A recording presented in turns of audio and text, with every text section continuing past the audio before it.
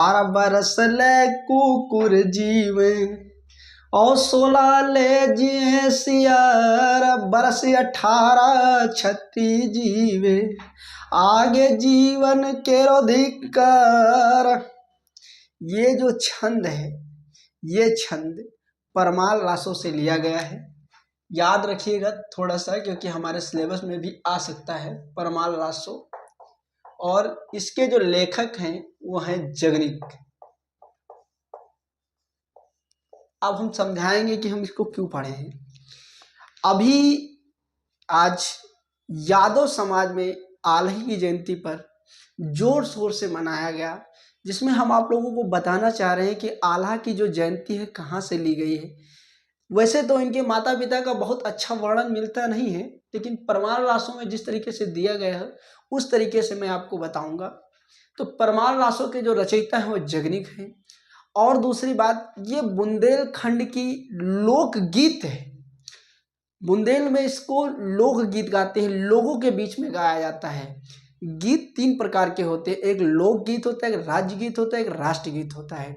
तो जो राष्ट्र, जैसे कि उत्तर प्रदेश में जैसे बरसाना चले जाओ तो वहाँ पे होली प्रसिद्ध है, लठमार होली।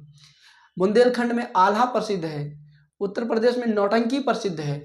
केरल में अगर देखा जाए कथकली है, कलपक्कम है। तो इसी तरीके से असम में बिहू है। तो जहाँ जहाँ के जो नृत्य हो राज्य नृत्य हैं। राष्ट्रगीत की बात की जाए तो राष्ट्रगीत तो आप सब लोग जानते हैं कि क्या है, राष्ट्रगीत क्या है, राष्ट्रगान क्या है।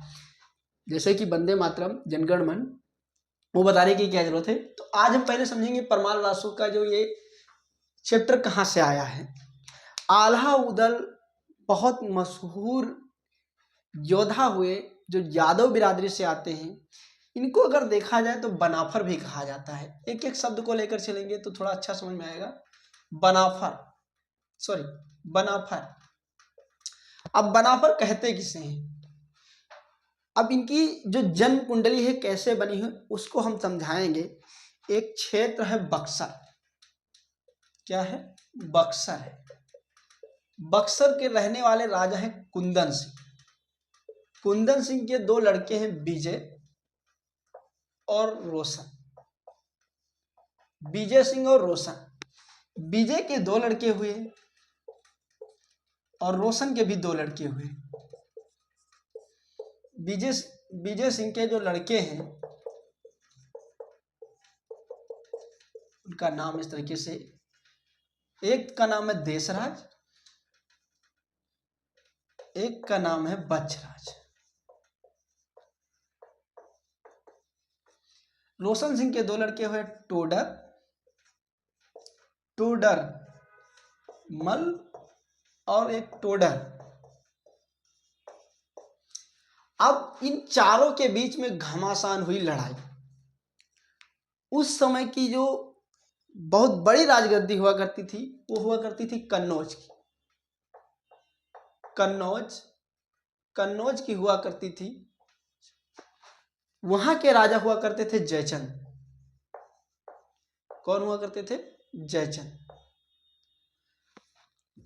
उनकी ही सीमा में आता था महोबा। कौन आता था? महोबा। महोबा के प्रसिद्ध राजा हुआ करते थे परिमाल।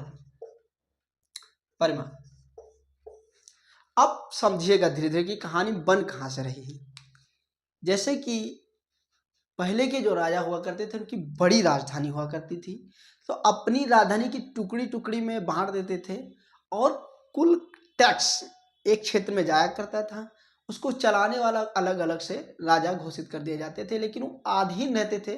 तो ये कन्नौज के अधीन में थे और कन्नौज के अधीन में थे। महोबा भी कन्नौज के अधीन में था। कन्नौज के राजा थे जयचंद और महोबा के उस समय के राजा थे परिमाल। अब हम कहानी के बांध चुके हैं।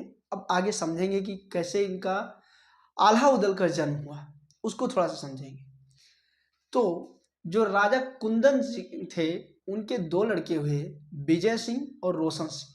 रोशन सिंह से और विजय सिंह से कुल 4 लड़के हुए, जिसमें रोशन सिंह से लड़के हुए टोडरमल और टोडर, और विजय सिंह से जो लड़का हुआ वो देशराज और बच्छराज। ये चारों अपनी रैयत के लिए लड़ने लगे, अपना हिस्सा बंटवारा लेने के लिए लड़ने लगे। तो अब हुआ कि भाई हम छोटे छोटे राज्य हैं, अब छोटे से राज्य से हम सोच रहे हैं कि फैसला कराएं, और फैसला कराने के लिए कहाँ चल दिए, कन्नौज चल दिए। कन्नौज जा ही रहे थे कि बीच में पड़ गया महोबा। अब यहीं पे क्या होता है, उधर एक घटना घटती है, जो कि एक राजा हुआ करते थे जम्बे। क्या नाम था, जम्बे नाम था। उसका लड़का था करिया, और वो बिना बात का लड़ाई झगड़े करने वाला व्यक्ति था। उसकी बहन का नाम था बीजमा, और जब करिया दशहरा की दशमी नहाने के लिए आया हुआ था, उसी समय उसकी बहन ने कहा कि मेरे लिए नौलखा हार लेने आना। और उसके बीच में आ जाते हैं जो, जिनको कहा जाता है माहिल मामा।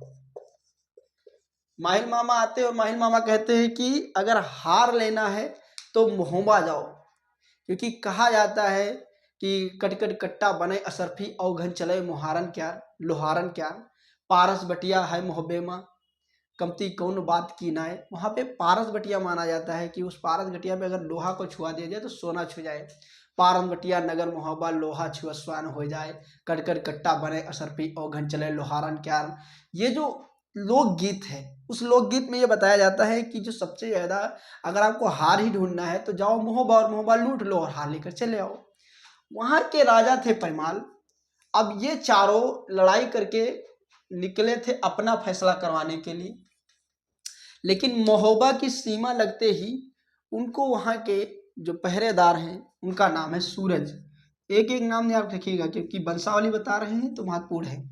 सूरज ने रोक लिया, कहने लगे कि अगर आपको कन्नौज में फैसला कराना है तो हमारे राजा से फैसला करा लीजिए, क्योंकि जो फैसला हमारे राजा कर देंगे वही फैसला शायद कन्नौज के राजा करेंगे जयचंद जी, क्योंकि दोनों राजा हैं। अब ये क्या हुआ, यहाँ पे आराम कर रहे थे, करिया आता है और इनसे युद्ध की अपेक्षा करता है, लेकिन कहते भैया हम लोग खुद ही परेशान हैं, आपस में बंटवारा नहीं कर पा रहे, तुमसे क्या युद्ध करेंगे। और ये कहते हैं कि ठीक है तुम आराम करो। और उसके बाद ये जाकर के करिया जाता है और सीधे हमला कर देता है। और हमला जब कर देता है तो माता मलहना को पता चला कि अब तो हमारे यहाँ की सीमा की लाज नहीं बचेगी। तो उस समय कमिच्छा देवी को बार बार इस कहानी में लाया जाता है, तो कमिच्छा देवी से विनती करती, तो कहते हैं कि आपके सीमा में 4 महान योद्धा आए हुए हैं, उनको बुला लाइए और युद्ध जीत जाओगे। और वो आते भी हैं, और आने के बाद करिया को मार को भजा देते हैं। इतनी बात समझ में आ गई। अब हम इन चारों की शादी करा देते हैं। तो जो देश राज की शादी हुई, वो नाम तो था देवल, लेकिन उसको देवला देवला कहते थे, देवल नाम था। बच्छराज की जो शादी हुई उसका नाम था कनका, और ये रहने वाली थी ग्वालियर की। कहाँ की, ग्वालियर की। अब देखते जाइएगा कि कहानी कहाँ पे बन रही। ये ग्वालियर की थी, ये ग्वालियर की होते हुए, अब ग्वालियर की मानी जाती है कि वहाँ की मिट्टी गर्म है, जोर शोर लड़ाई वाली भावना रहती है। वहाँ लोगों से मिलो तो लगेगा कि खून उबल रहा है। और ये जब दोनों आई, और इधर सूरवीर बनाफर यादव साम्राज्य के महान सामंत, यहू खून गर्म रहा। और दोनों का एकदम जब आना हुआ तो इनसे जन्म हुए बच्चे, जो उसका बड़े बेटे का नाम आल्हा है। अब यहीं से कहानी बनती है। करिया वापस लौट जाता है, करिया वापस जाता है, जम्मे से कहता है कि हम नहीं जीत पाए, कोई बात नहीं। एक दिन अचानक रात में हमला कर देता है, और उस समय उदल जो है पेट में होता है माँ के, देवल के पेट में होता है, क्योंकि देवल गर्भवती है, और देशराज बछराज सोए हुए होते हैं। और करिया अचानक आके हमला करता है, और इसमें बहुत बड़ा हाथ माहिल का था। आकर के देशराज बछराज को पकड़ लेता है, और पकड़ के एकदम बहुत गंदा कार्य करता है, खुपड़िया टंगवा देता है, बाकी उनको पिरवा देता है कोल्हू में। उसके बाद जन्म होता है उदल का। उदल का जब जन्म होता है तो माता देवल नफरत करने लगती है कि आते ही मेरे पति को खा गया। तो यहाँ पे एक बड़ा रोल आता है मलहना माता का। मलहना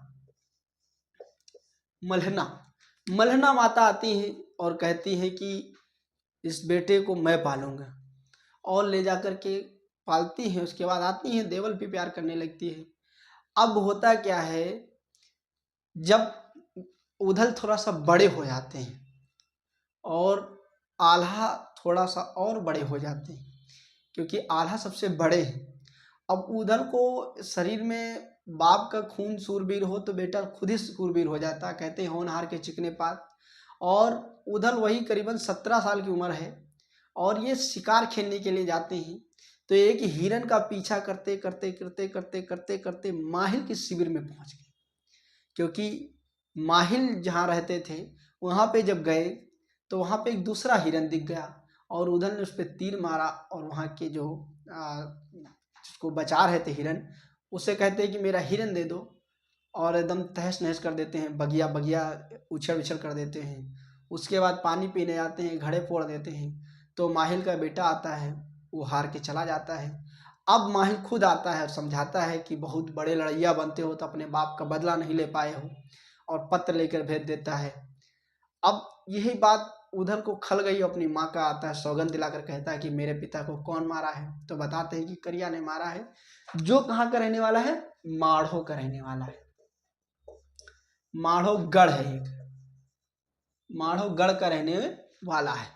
अब यहाँ पे क्या होता है, उधल जाता है और वहाँ पे जाकर के माढ़ोगढ़ में करिया को मार देता है। यहाँ से कहानी प्रसिद्ध हुई है।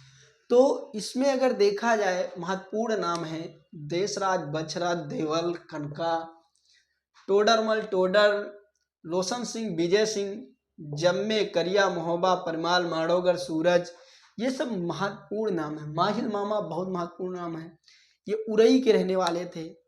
ये सारे क्षेत्र अगर देखा जाए तो हमारे उत्तर प्रदेश में पड़ते हैं, और उत्तर प्रदेश के लोकगीत गाथा है। तो अगर आपसे कोई पूछे कि परमाल रासों के लेखक कौन है, तो आप खुल के बताइए कि जगनिक है।